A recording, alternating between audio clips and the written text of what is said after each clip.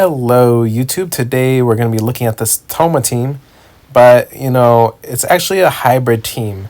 Some of the damage is the Burgeon damage, and a lot of the damage is actually from Yelan getting vaporizes off from Nahida and Thoma creating the burning reaction that lets the pyro application stay on the enemies, allowing Yelan to get some nice vapes off. On top of this, when the Burgeon reaction does happen, we also have Kazuha to be able to do the ultimate ability, which does pyro application to all the seeds.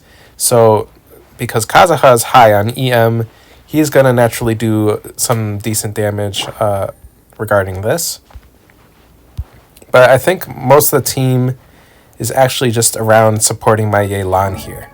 So when we look at the actual builds, my Thoma actually has more HP because he needs his shield to be tanky. And he does have a decent amount of EM because of the weapon. And the artifact set with, some substats leaning into the EM. But if we look at for the main stats are all just HP on all of these. I think it's better to have a stronger shield, especially when you're running a team like this with no healer. Speaking on that, you do need some healing in your team, so I do have Prototype Amber on my Nahida. And besides that, a lot of my units in this team are highly invested. For a Prototype Amber Refinement 5, that takes a while, so we got that. For my Yelan, she has Aqua Simulacra and Constellation 1, which helps her scale twice, meaning more damage on her part. And less ER requirements. For my Kazuha, he has C1 that just helps repositioning and getting more swirls off and whatnot. And then we also have Zyphos, which helps with ER as well. Thoma, one of his main problems is getting enough ER to burst consistently. Even with 172, he has an 80 cost burst, so it is pretty tedious to get him to burst every rotation. So oftentimes he doesn't. Most of the time he just does his skill, then, we do Kazuha instead because we can't get his shield up in time. And then the next rotation, then we'll switch over to his burst to get the Burgeon off from that. And the last thing that I wanted to mention was the weapon. So I have Dragon's Bane on him, but I could be using this rightful reward, so whenever he gets healed, he gets more energy, and that would help him with his burst a lot more, I feel like. But the problem with this weapon is that I would then have to switch around all my artifacts and get more elemental mastery, because I think he needs kind of a threshold of about 400 to do decent Burgeon damage, especially when on this particular set.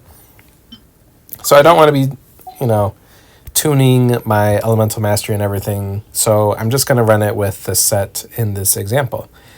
But yeah, I'm just going to run through the abyss, and I will see you guys when I'm done.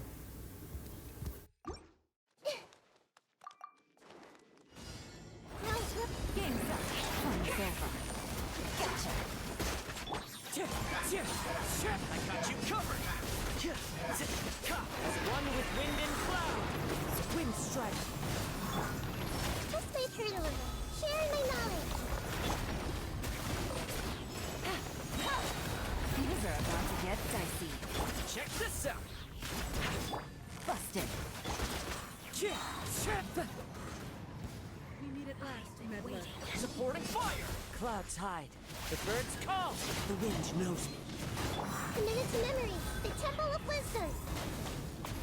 Gotcha. I did want to highlight this part of the run because Kazuha swirls Hydro, which allows my Yelan to get a lot more damage out of this interaction right here. Let's just see this. And Yelan comes in, and wow, look at that big amount of damage, just nearly deleting them all in such a short amount of time.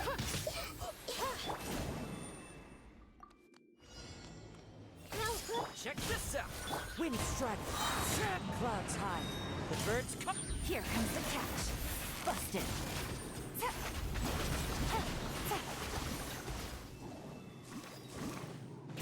I got you covered. Committed to... Quietly now.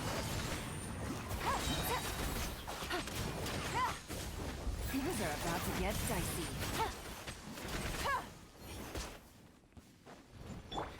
Fire it up! The Temple of Wisdom. As one with wind and cloud.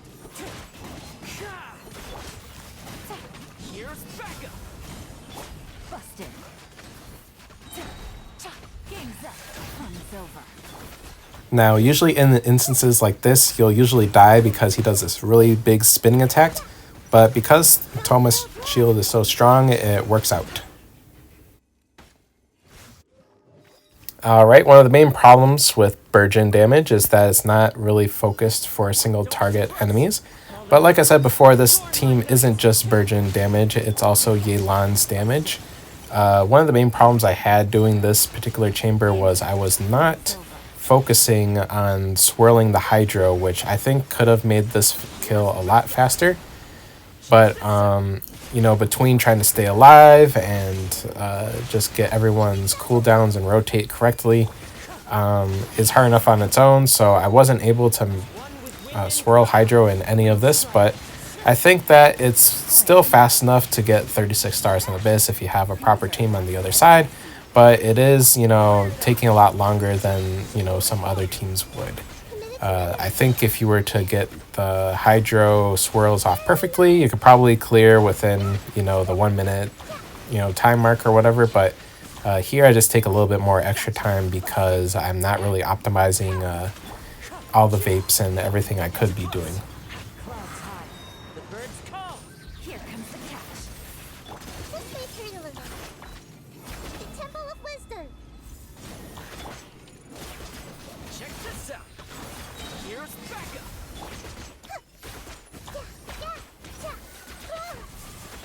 And that's about it for this video, so I will see you guys in the next one. Bye.